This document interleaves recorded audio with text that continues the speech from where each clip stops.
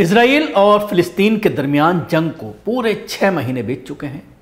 8 अप्रैल को शुरू हुई ये जंग अब पूरा आधा साल इस जंग को हो गया है। इसको लेकर के आज मैं कुछ मुख्तलिफ़ ख़बरें लेकर के आपके सामने हाज़िर हुआ हूँ, किस तरह के हालात हैं। उसके साथ ही हुतीज़ ने जो अभी हालिया दिनों में कल ही एक हमला किया है जिसमें अमेरिका और इज़राइल के जहाज़ों को पानी के जहाज़ों को निशाना बनाया गया है। उसके साथ ही ईरान का जो धमकियां हैं वो धमकी से आगे क्या बढ़ पाएंगी नहीं बढ़ पाएंगी, ईरान किस तरह की ताकत रखता है कि वो इज़राइल को बर्बाद कर सके, इन्हीं तमाम चीज़ों पर। उसके साथ ही सबसे बड़ी बात, जो विरोध प्रदर्शन चल रहा है उसमें बड़ी संख्या में लोग अब शामिल होते चले जा रहे हैं। इज़राइल में यहूदी जो लॉबी है वो अब नेतन्याहू के ख़िलाफ़ सड़कों पर पूरी तरह से उतर आई है और उनके ख़िलाफ़ जिस तरह से बर्बरता की जा रही है, कुछ वीडियोस सामने आ रहे हैं लगातार कि किस तरह से पुलिस उनको धमका करके, मार करके, पीट करके, आंसू गैस के गोले का इस्तेमाल करके किस तरह से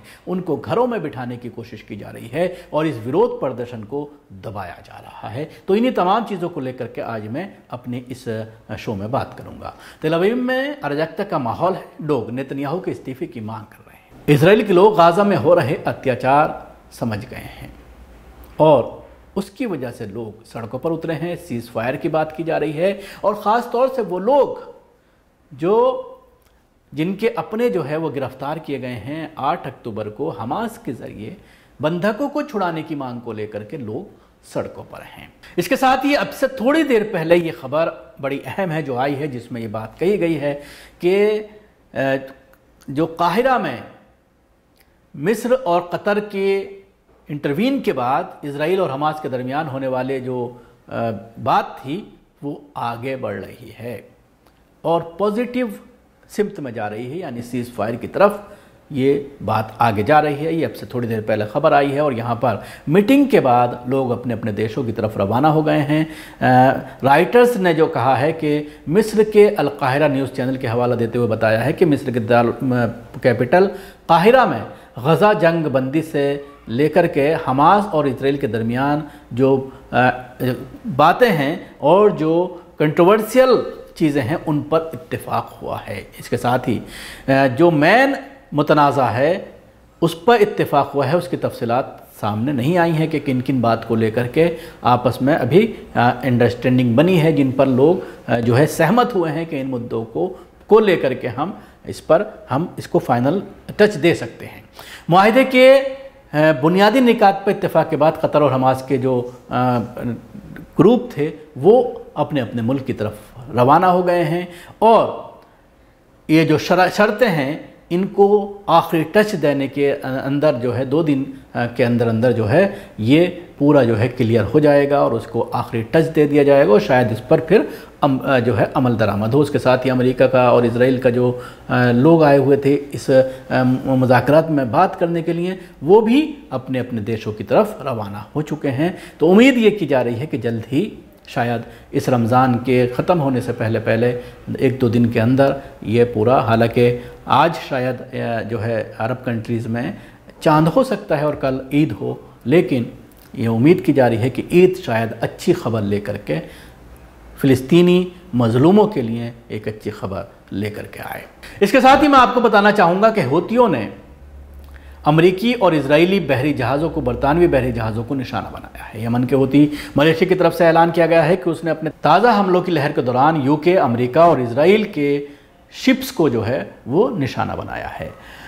हमलों की इस सीरीज़ के दौरान यूके के शिप और अमरीकी फ्रेगेट्स पर हमले किए गए हैं। ये हमले गज़ा में इजरायली जंग के 6 माह मुकम्मल होने के तनाज़ुर में किए फ़िलिस्तीनी मज़ाहिमती तहरीक के साथ इज़हार यकजहती के लिए किए गए हैं। जैसा कि पहले लगातार रेड सी में हमले किए गए थे, इसी को आगे बढ़ाते हुए हूतियों ने ये ताज़ा हमले किए हैं यूके, अमेरिका और इजराइल के जहाज़ों पर। इसके साथ ही ईरान के सुप्रीम लीडर, चीफ एडवाइज़र अस्करी उमूर मेजर जनरल रहीम सफ़वी ने दमिश्क में तोरान के सफारतखाने पर हमले के रद्द अमल में कहा है कि इजरायली सफारतखाने अब महफूज नहीं हैं। उन्होंने ये कहा है कि दुनिया में जहाँ पर भी इजराइल के सफारतखाने हैं, इजराइल की एम्बेसीज़ हैं, कौंसुलेट हैं, वो अब हमारे निशाने पर हैं, वो अब महफूज नहीं हैं।